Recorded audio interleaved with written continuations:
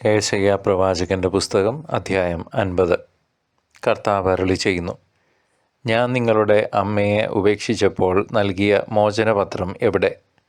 എൻ്റെ കടക്കാരിൽ ആർക്കാണ് നിങ്ങളെ ഞാൻ വിറ്റത്?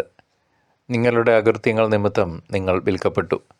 നിങ്ങളുടെ അപരാധം നിമിത്തം നിങ്ങളുടെ മാതാവ് ഉപേക്ഷിക്കപ്പെട്ടു. ഞാൻ വന്നപ്പോൾ അവിടെ ആരുമില്ലായിരുന്നത് എന്തുകൊണ്ട്?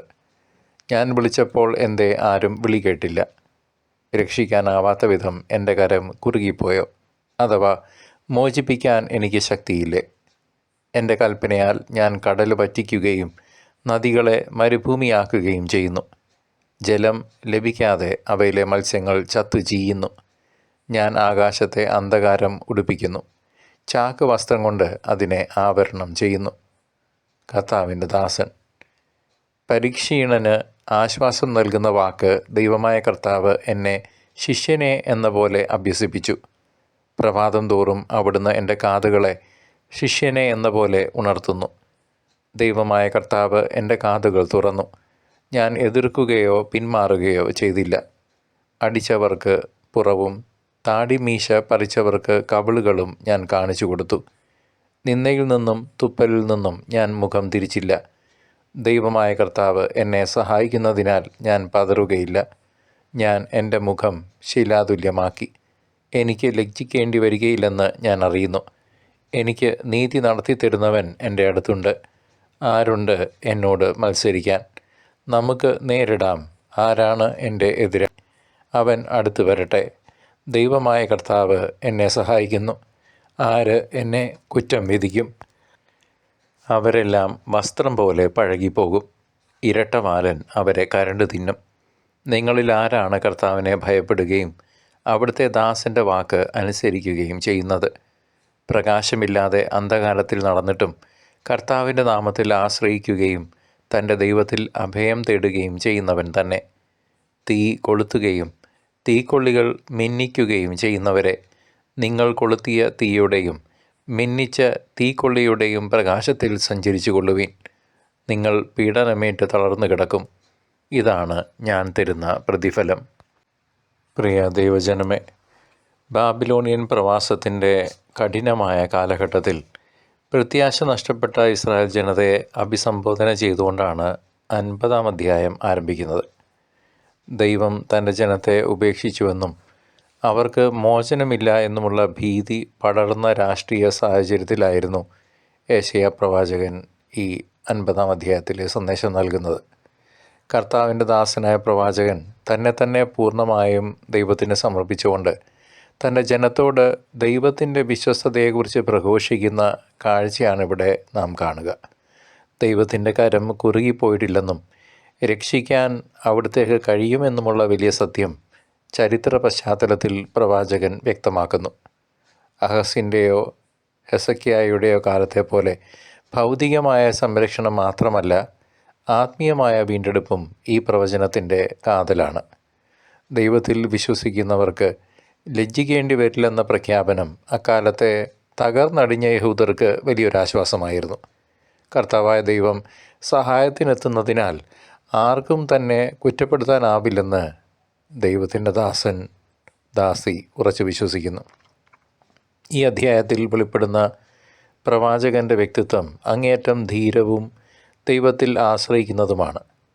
തന്നെ പ്രഹരിക്കുന്നവർക്ക് താടിരവും പിച്ചു ചീന്തുന്നവർക്ക് കവിളും കാണിച്ചു കൊടുക്കുന്ന പീഡിതനായ ദാസൻ്റെ ചിത്രം വരാനിരിക്കുന്ന ക്രിസ്തുവിൻ്റെ പീഡാനുഭവങ്ങളെ മുൻകൂട്ടി കാണിക്കുന്നു. നമ്മുടെ കർത്താവ് തുപ്പലേൽക്കുകയും മുഖത്തടിയേൽക്കുകയും ചെയ്തില്ലേ? ഭൗതികമായ പ്രതിസന്ധികൾക്കിടയിലും ദൈവത്തിൻ്റെ സ്വരം കേൾക്കാനായി ഓരോ പ്രഭാതത്തിലും കാതോർക്കുന്ന ശിഷ്യൻ്റെ മനോഭാവമാണ് ഏശയ്യാ പ്രവാചകനുള്ളത്. സഹനങ്ങളെ സന്തോഷത്തോടെ സ്വീകരിക്കാനും പതറാതെ മുന്നോട്ട് പോകാനും ദൈവത്തിലുള്ള അടിയുറച്ച വിശ്വാസം അദ്ദേഹത്തിന് കരുത്ത് നൽകുന്നതായി നാം വായിച്ചറിയുന്നു.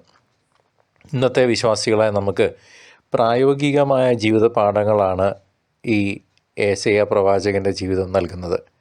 ജീവിതത്തിൽ അന്ധകാരം അനുഭവപ്പെടുമ്പോഴും തൻ്റെ ദൈവത്തിൻ്റെ നാമത്തിൽ ആശ്രയിക്കാനാണ് വചനം നമ്മെ പഠിപ്പിക്കുന്നത്.